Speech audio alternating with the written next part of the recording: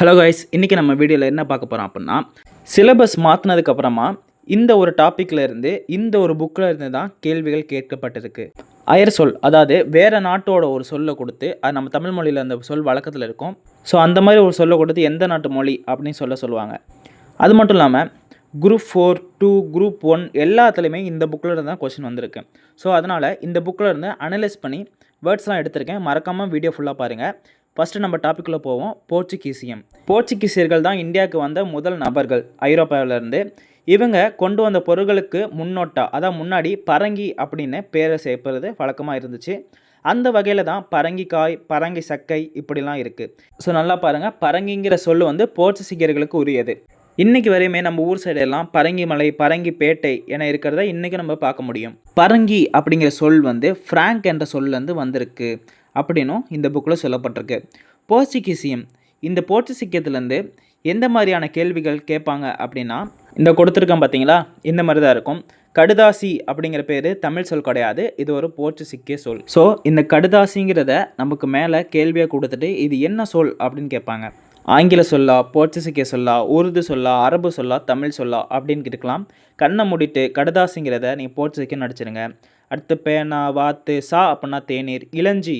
இந்த இளஞ்சி நல்லா பாருங்கள், இப்போ நடந்து முடிஞ்ச எக்ஸாமில் இந்த இளஞ்சிங்கிற வார்த்தை கேட்டிருந்தாங்க. அதுக்கான ஆன்சர் வந்து போர்ச்சுகீசியம் அப்படி தான் சரியான பதில்.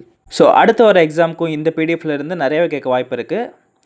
அதனால் வீடியோ ஃபுல்லாக பாருங்கள், மறக்காமல் லைக் பண்ணிடுங்க. அடுத்து திராவி, அலமாரி, மேசை, சாவி, ஆயா, அன்னாசி, வராந்தா, கிராதி, கொறடா, ஏலம், சன்னல், மேஸ்திரி, தோசை, பிஸ்கோத்து, புனல், பொத்தான், கோப்பை, பீப்பாய். இது எல்லாமே தமிழ் சொல் கிடையாது, இது போர்ச்சுகீசிய சொல். ஒன்றுக்கு 2 முறை வாசித்து நல்லா பார்த்துக்கோங்க. ரொம்ப ரொம்ப முக்கியமானது போர்ச்சுகீசியம். முடிஞ்சால் ஸ்க்ரீன்ஷாட் எடுத்து வச்சுக்கோங்க. ஸ்க்ரீன்ஷாட் கூட நீங்கள் அடிக்கடி பார்க்க மாட்டீங்க, நோட்ஸ் எடுத்து வச்சுக்கோங்க. அப்போ தான் உங்களுக்கு படிக்க கொஞ்சம் ஈஸியாக இருக்கும். அடுத்து கிரேக்கம். கிரேக்கத்தில் இருந்து தமிழ் எழுத்தில் என்னென்ன வார்த்தை இருக்குது அப்படின்னா, மத்திகை, சுருங்கை, கண்ணல், ஓரை. மத்திகை, சுருங்கை, கண்ணல், ஓரை, இந்த 4 எழுத்துமே தமிழில் இருக்க கிரேக்க எழுத்துக்கள். இதுவும் ஒரு முக்கியமான பாயிண்ட் தான், பார்த்துக்கோங்க.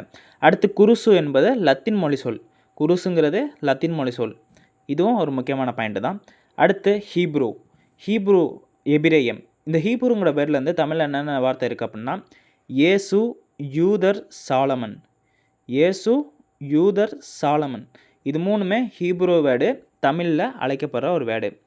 அடுத்து துப்பாக்கி அப்படிங்கிற சொல் துருக்கி மொழி சொல். துப்பாக்கி, துருக்கி, இதுவும் ஒரு முக்கியமான ஒன்று தான். அடுத்த எக்ஸாம் கேட்கவும் நிறைய வாய்ப்பு இருக்குது, மறக்காமல் நோட்ஸ் எடுத்து வச்சுக்கோங்க. அடுத்து ஃப்ரெஞ்சு. அங்கே போர்ச்சுகீசியம் எப்படியோ அதே மாதிரி தான் ஃப்ரெஞ்சு மொழியும் ரொம்ப ரொம்ப முக்கியம். இதுவும் நோட்ஸ் எடுத்து வச்சுக்கோங்க. ஸ்க்ரீன்ஷாட் எடுப்பீங்களோ, நோட்ஸ் எடுத்து நோட் பண்ணிக்குவீங்களோ, நோட்ஸ் எடுத்து நோட் பண்ணால் உங்களுக்கு ரொம்ப ரொம்ப நல்லது. இதில் ஃபஸ்ட்டு போத்தல், ஆசு அப்படின்னா சீட்டுக்கட்டு, லாந்தர். லாந்தர் இப்போ எக்ஸாமில் கேட்டாங்கன்னு நினைக்கிறேன். தம்பூர், ரோஜாவடி, லோந்து, கும்பினியான், கம்யூன்கள். கம்யூன்கள் போன எக்ஸாமில் கம்யூனிசம் எந்த மொழி சொல் அப்படின்னு கேட்டாங்க, ஞாபகம் இருக்கா? அதுதான் கம்யூன்கள். கம்யூன்கள், கம்யூனிசம். அடுத்த டாக்குதுரை, ஆஸ்பத்திரி, பீரோ, ஆனிசு, உச்சே, கப்பே, குருசியார், திருகு, நொந்தாரிசு, பத்தாயி, காப்பித்தான், பொர்மா. இதெல்லாம் வந்து ஃப்ரெஞ்சு மொழி சொல், மறக்காமல் பார்த்துக்கோங்க 1க்கு 2 முறை. அடுத்து இங்கிலீஷ், அதாவது ஆங்கிலம். கைஸ் எல்லாம் வீடியோ பார்க்குறீங்க, மறக்காமல் நீங்கள் வீடியோக்கு லைக் போட்டிங்க அப்படின்னா அது எனக்கு ஒரு சப்போர்ட்டாக இருக்கும். இப்போது இந்த உயில்ங்கிற வார்த்தை நான் இதாக கொடுத்துருக்கேன்னா, இப்போ நடந்து முடிஞ்ச எக்ஸாமில் உயில்ங்கிற வார்த்தை என்ன வேர்டு சொல் அப்படின்னு கேட்டிருந்தாங்க. நீங்கள் அதுக்கு ஆங்கிலம் அப்படின்னு போட்டிருந்தீங்கன்னா அதான் சரியான பதில்.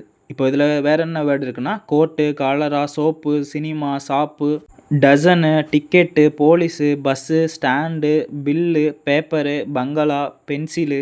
இங்கிலீஷ் வேர்டு நமக்கு மேக்ஸிமம் எல்லாம் தெரியும், இருந்தாலும் பாருங்கள். மோட்டார், மீட்டிங்கு, உயில் தெரியாது. ஏக்கர், ஓட்டல், கேஸு, ஈரங்கி, அதான் ஹியரிங் அப்படிங்கிறத ஈரங்கின்னு கொடுத்துருக்காங்க. நம்பரு, ப்ராமிசரி, லீவு, இது எல்லாமே ஆங்கில சொல். இதுவும் ஒரு முக்கியமான சொல் தான், பார்த்துக்கோங்க. அடுத்து மராத்தியிலேருந்து என்னென்ன தமிழ் சொல்லில் இடம்பெறுது அப்படின்னு பார்த்தோன்னா, தமிழில் மொத்தம் 55 மராத்தி சொல் இருக்குது. அந்த 55 மராத்திய சொல்லில் 23 சொற்கள் மட்டும்தான் இன்றைக்கும் பேச்சு வழக்கில் இருக்குது. இதுவும் முக்கியமான ஒன்று. இதெல்லாம் ஸ்டேட்மெண்ட்டில் கொடுக்க நிறைய வாய்ப்பு இருக்குது, பார்த்துக்கோங்க. 55 மராத்திய சொல்லில் 23 பேச்சு வழக்கில் இருக்குது. இப்போ மராத்திய சொல் என்னென்ன இருக்குது அப்படின்னு பார்த்தோன்னா, சேமியா, கிச்சடி, கசாயம், பட்டாணி, கோசும்பரி, வாங்கி, சொஜ்ஜி இதெல்லாம் வந்து உணவு பற்றிய சொற்கள், மராத்தி சொல். கங்காளம், கிண்டி, ஜாடி, சாளிகை, குண்டான் இதெல்லாம் வந்து சமையல் பாத்திரங்கள் பற்றியவை. அடுத்து கண்டி, சாகி, லாவணி, அபங்கம், டோக்ரா இதெல்லாம் வந்து இசை தொடர்பானவை. இதெல்லாம் வந்து மராத்திய சொல் தமிழில் இடம்பெறக்கூடியது. இதே மாதிரி என்னென்ன மராத்திய சொல் அதர் வேர்ட்ஸ்லாம் இருக்குது அப்படின்னா, காமட்டி, கைலாகு, வில்லங்கம், சாவடி, கோழி, அபாண்டம், கில்லாடி, இண்டிமாமா, தரகரி, திமுசு, கலிங்கம் அப்படின்னா ஒடிசான்னு தெரியும், கொட்டு, சந்து, சலவை, ஜாஸ்தி, சுங்கு, சொண்டி, தடவை, பீருடை, நீச்சி இதெல்லாமே மராத்தி சொல் தமிழில் இடம்பெறக்கூடியது. அடுத்து தெலுங்கு தான் இந்த புக்கில் இருக்கிறதுல நிறைய டாபிக்னு நினைக்கிறேன். இந்த தமிழ் பேராகிறதுல மொத்தம் 325 சொற்கள் தெலுங்குலேருந்து தமிழுக்கு வந்ததாக சொல்லப்படுது.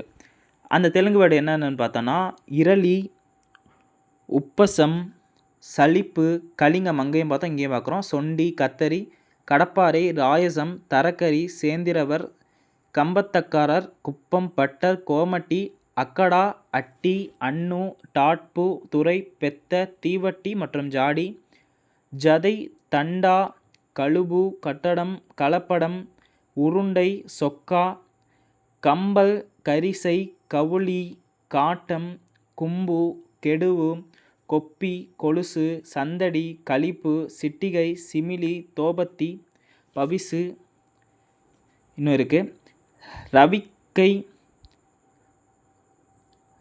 ரவிக்கை, ராவடம், ரேக்கு, லாக்கிரி, உத்தி, உம்மச்சி, ஒட்டாரம், ஒயில், கந்தை, செம்பு, ரம்பம், காயம், கொடுக்கு, திப்பி, தோத்தி, பட்டறை, பழப்பம், சந்து, கம்பத்தம், கண்ணராவி, கபோதி, சாம்பார், சரவடி, ரசவாங்கி, பானலி, ஜம்பை, அடாதுடி, அப்பட்டம், நமுத்தல், ஜாஸ்தி பத்னர், அட்டவணை, பேட்டை, வில்லங்கம் இதெல்லாம் வந்து தெலுங்கில் இடம்பெறக்கூடிய சொல். வில்லங்குறது முக்கியமான ஒன்று பார்த்துக்கோங்க.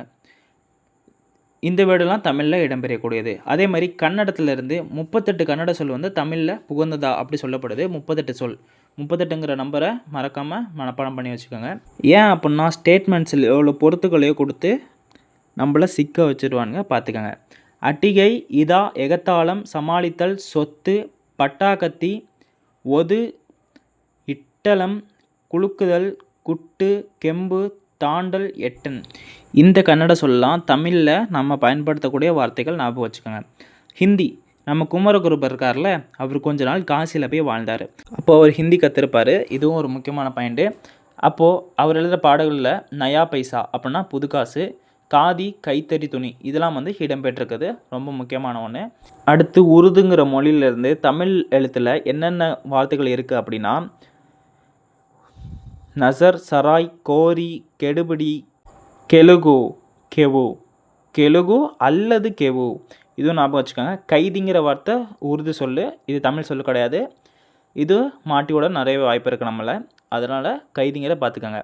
சப்பரம், சராசரி, செலவாணி, சாட்டி, சாமான், சாலேசுரம், சீனி, சுக்கான், சேடை, சீட்டு, தயார் போன்ற சொல்லலாம் உருது சொல்லு. நம்ம தமிழ் மொழியில் ஆயிர சொல்லாக இருக்கக்கூடிய சொல்லு.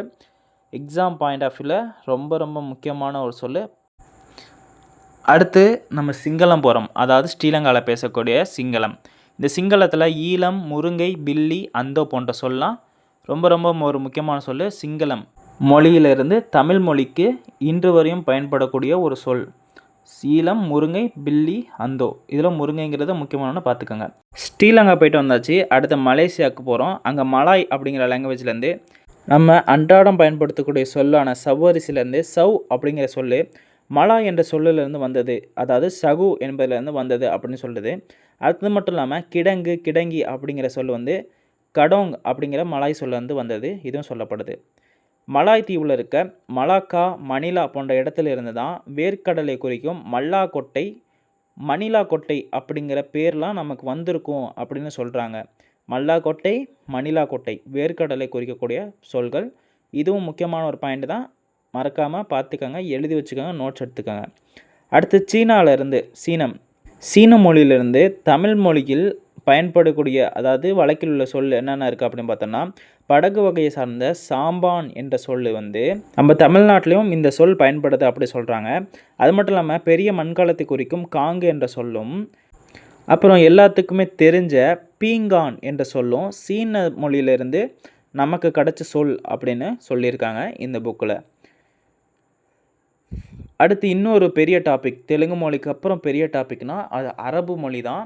அந்த அரபு மொழியில் என்னென்னலாம் இருக்குது அப்படின்னு பார்த்தோன்னா வசூல், தபா, ரஜா, இமாம், இலாக்கா, பிஸ்மில்லா, உருசு, காயம் தனித்தனி வேர்டு, ஜேபி, சைத்தான், தாக்கீது, தவாலி, லாயக்கு, ரத்து, ஹக்கீம், ஷராப், ஜப்தி,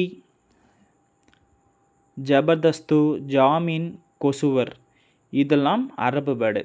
அப்புறம் நகரா, மக்கர், மகால், இசும், சுன்னத்து, ஆஜர், இரிசால், மவுஸ், முகாம், முசாஃபர், முன்சி, மொஃபசல், மஹார், யுனானி, தணிக்கை, மகசூல், முசாபயோ, ஜில்லா இதெல்லாம் வந்து அரபு வேர்டு. அடுத்து பார்க்க போகிறது பெர்சியன், பார்சி.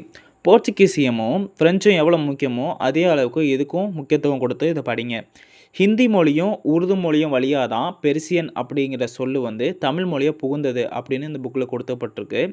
பெர்சியம் அதாவது பார்சி சொல் வந்து பெரும்பாலும் ஆட்சித்துறை சொல்லாகவே இருக்குது. அது மட்டும் இல்லாமல் சமயம் சார்ந்ததாகவும் வழிபாட்டு சார்ந்ததாகவும் இந்த சொற்கள் இருக்குது அப்படின்னு சொல்கிறாங்க. இது ஸ்டேட்மெண்ட்லேயும் கொடுக்க நிறைய வாய்ப்பு இருக்குது. ஸோ நல்லா பார்த்துக்கோங்க கைஸ். இந்தி உருது வழியே பெர்சியன் சொற்கள் தமிழில் புகுந்தன. ஆட்சித்துறை சொல்கள் மற்றும் சமயம் சார்ந்தவனாகவும் வழிபாட்டு சார்ந்தவனாகவும் சில சொற்கள் புகுந்துள்ளன. ஸ்டேட்மெண்ட்டில் கேட்கலாம், பார்த்துக்கோங்க. அது என்னென்ன வேர்ட்ஸ் அப்படி இருக்குது அப்படின்னு பார்த்தோன்னா ஆட்சி சொல் சார்ந்தது தான். டஃபேதார், டவாலி, திவான், முகர், ரவானா, ரஸ்தா, ஜாகிர், சர்தார், ஹவல்தார், தர்கா, நமாஸ், லங்கர், கானா போன்ற சொற்களும். அது மட்டும் இல்லாமல் அங்கூர், சால்வை, துக்கான், ஷோக், சிப்பந்தி, லுங்கி, ரசீது, ஷால், ஹவுல்தார், ஷமின், மாலிசு, முக்கூர், ரஸ்தா போன்ற சொல்லும் இந்த பார்சி சொல்லலாம் தமிழில் வழங்கப்படக்கூடிய 1000 சொல்கள் அப்படின்னு சொல்லப்படுது. அது மட்டும் இல்லாமல் தயார், சுமார் அப்படிங்கிற 2 சொல்லுமே பிற மொழி சொல் அப்படின்னு கண்டுபிடிக்க முடியாது அப்படின்னு சொல்லியிருக்காங்க. தயார், சுமார் இதுவும் ஒரு பாயிண்ட்டு தான், ஞாபகம் வச்சுக்கோங்க கைஸ். முக்கியமாக ஸ்க்ரீன்ஷாட் எடுத்துக்கோங்க, இல்லை நோட் பண்ணிக்கோங்க. லைக் பண்ணுங்கள், சப்ஸ்கிரைப் பண்ணிடுங்க, மறக்காமல் ஷேர் பண்ணிடுங்க உங்கள் ஃப்ரெண்ட்ஸுக்கு. அடுத்த டாப்பிக்கு டச்சு. டச்சு மொழியில் கழிவறையை குறிக்கும் கக்கூஸ் என்ற சொல் ககீஷ் என்ற சொல்லிருந்து வந்திருக்கு அப்படி சொல்கிறாங்க. அடுத்து துட்டு அப்படிங்கிறது டூயிட் அப்படிங்கிறதுல வந்திருக்கு. டூயிட் அப்படின்னா டச்சு நாணயம் என பொருள் தரும். துட்டுங்கிறது டூயிட் என்கிறது டச்சு நாணயம் என்ற பொருள் தரும். அடுத்து பப்ளி மாஷ், உலாந்தா, தோப்பு போன்ற சொல்லலாம் டச்சு சொல். இல்லை தோப்புங்கிறது ரொம்ப ரொம்ப முக்கியமான சொல், மறக்காமல் பார்த்துக்கோங்க. தோப்பு தான் டிஃப்ரெண்ட்டாக இருக்குது. அடுத்து பாருங்கள், தமிழ் மொழியில் அழைக்கிற சொல் சமஸ்கிருத மொழியில் எவ்வாறு அழைக்கப்படுது அப்படின்னு அந்த புக்கில் கொடுத்துருக்காங்க. அனல், அனலா, உலக்கை, உலுக்கலா, குடம், குடா, கல்வன், கலா, தண்டம், தண்டா, பள்ளி, பள்ளி தான் அழைக்கப்படுது. மயில், மயூரா, மாலைனா மாலா, முரசு, முரஜா, வளை, வளையா, வள்ளி, வள்ளிங்கிறது கொடி சமஸ்கிருதத்தில், எருமை, ஹெரம்பா, உடுக்கை, ஹிடுக்கா, பிண்டம், பிண்டா. பிண்டம்ங்கிற சொல்லு வந்து இப்போ ரீசெண்டாக எக்ஸாமில் கேட்டாங்க, பார்த்துக்கோங்க. இந்த புக்கு ஏன் முக்கியம் சொல்கிறேன்னு இப்போ தெரியுதா உங்களுக்கு. பழம், பலம் அப்படின்னு கொடுத்துருக்காங்க. பழம் நமக்கு திங்கிற பழம், அவங்களுக்கு பலம் கொடுத்துருக்காங்க. ஏலம், ஏலா, கைதை, கைதகா, புற்று அப்படின்னா புத்திகன்னு கொடுத்துருக்காங்க. கைஸ் இந்த வீடியோ பிடிச்சிருந்துச்சுன்னா லைக் பண்ணுங்கள், மறக்காமல் உங்கள் ஃப்ரெண்டுக்கு ஷேர் பண்ணுங்கள்.